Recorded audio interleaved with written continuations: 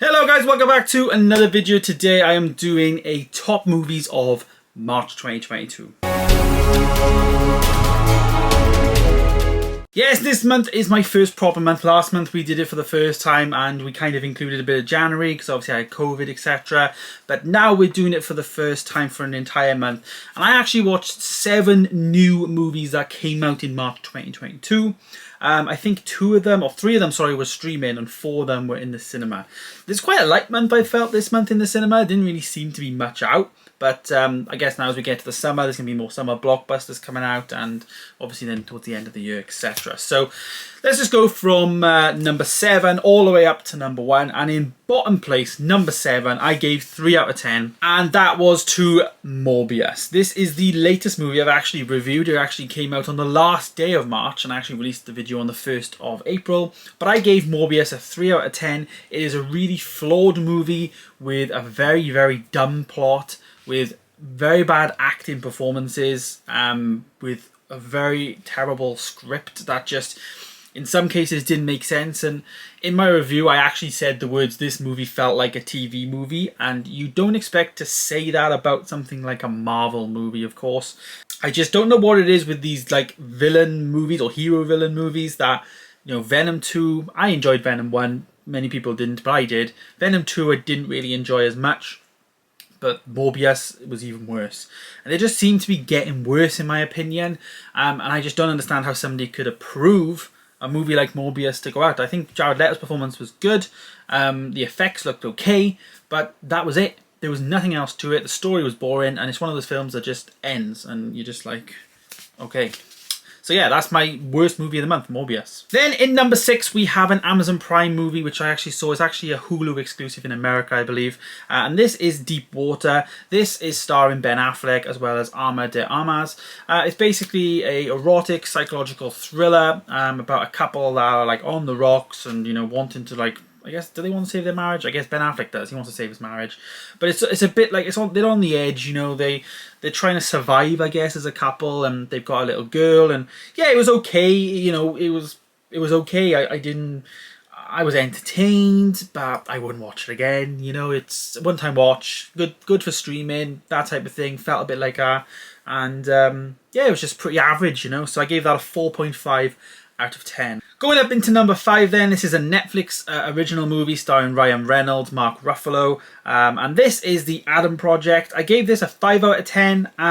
Yeah, just, again, it wasn't that great. I was quite critical of this film. It just felt like it should have been, it felt like it should have had a cinema release, but I just was a bit bored. You know, I like all the time travel stuff. I'm a big fan of Back to the Future and, you know, all that type of stuff, but this one just didn't resonate with me. Ryan Reynolds is just playing the same character all the time. He's playing Deadpool every single time, and it just was a bit boring. And I gave that a 5 out of 10. Just didn't really hit the spot. It looked amazing, sounded amazing in my room with the speakers and stuff, but just didn't grab me as a plot. Just didn't take me anywhere that I wanted to go, if that makes sense.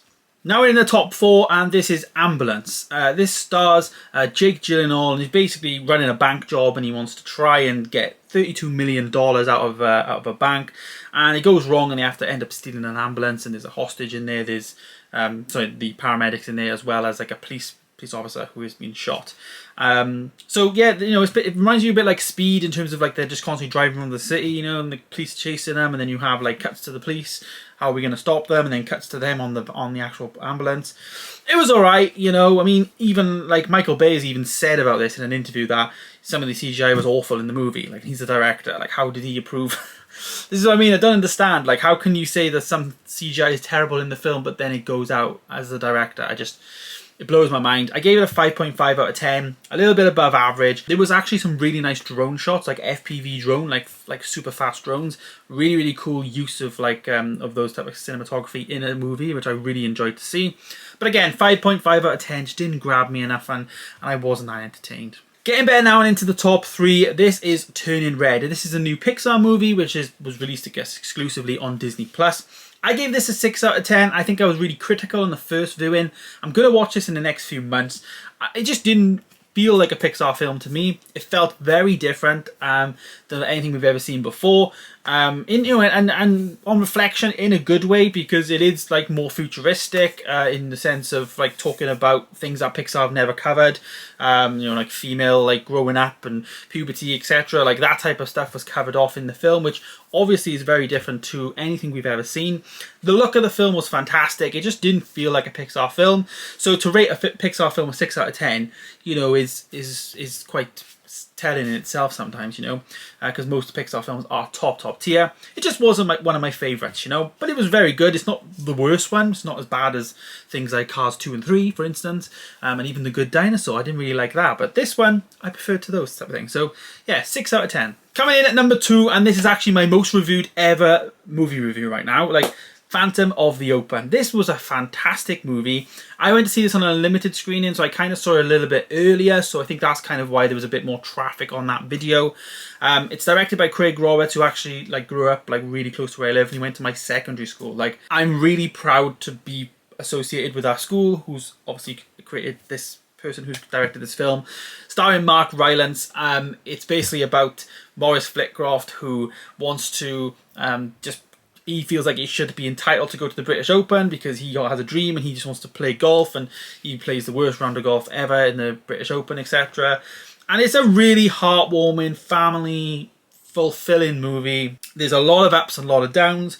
You kind of watch the trailer and you think you know what the story's going to be, but then you're not. It's totally different. I gave it an 8.5 out of 10. It was borderline 9 out of 10. It was just, I don't know, it felt like a bit short maybe. Wanted it to be a bit longer. But I really enjoyed it. It's definitely going to be a pickup for me, if anything, just to support Craig. But I want this film and I want to see it again.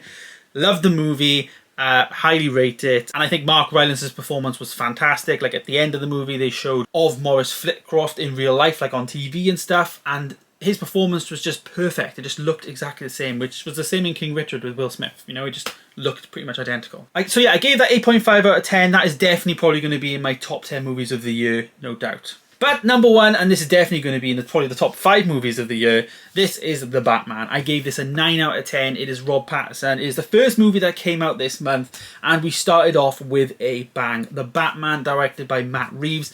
Obviously Rob Pattinson, Colin Farrell. It really took me to another place in terms of when you look at superhero movies. We've had fun with like Spider-Man and No Way Home. That Marvel, they do it all fun and it's all fantastic and it's amazing, and blew our socks off with all the fandom that we had and the fan service that they gave us. But The Batman is a really good film. Not just a good superhero movie, it's a good movie. It just looks fantastic. It's 3 hours long, but it feels like 2 hours long, which I think is amazing. On first viewing, I've watched it 5 times now, but on first viewing, it was one of the things was the first hour felt a bit slow, but after watching it a few times, it kind of makes sense to me why the first hour is so drawn out. There's a big build up, and it's done very, very well once you keep watching it. I think this is the first of a potential trilogy, and I think we're going to look back on this and it's going to be really, really good because it's all just going to connect the dots. I have a real confidence about this new Batman thing in the sense of I feel like there's an actual plan. Star Wars didn't have a plan. Look what happened there. But I really feel like there's an actual plan with this new thing, and I really hope, like from Matt Reeves' previous work that he did with things like Planet of the Apes, and he did that trilogy, which was brilliant. I just think that this is the start of like another one of those. I hope so anyway. I gave it a 9 out of 10. The score is amazing. The look of the movie, Rob Pattinson's performance, the action, the effects, everything was great.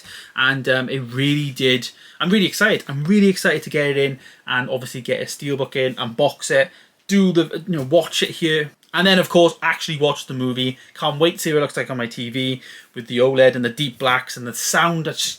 I just hope the disc is fantastic because I cannot wait to check it out. Really can't. So there it is. There is my top 7 movies of the month of March. I probably could have watched more. Did I miss a potential title? Did I miss a big release? I don't think I did, but maybe I did. Let me know if I did down below. And of course, please stay tuned for next month, where of course I'm going to be doing my reviews throughout the month, and then at the end of April, summarising the month there. I think we've got like The Lost City, we've got Fantastic Beasts. There's a bit more stuff out next month. The Nick Cage thing is coming out. And I also think Sonic 2 as well. So yeah, there's quite a bit coming out in April. So stay tuned for that, and I'll be ranking those as and when. Don't forget to like, share, and also comment down below your thoughts. And don't forget, of course, to subscribe. I'll see you guys in the next one coming soon. Goodbye.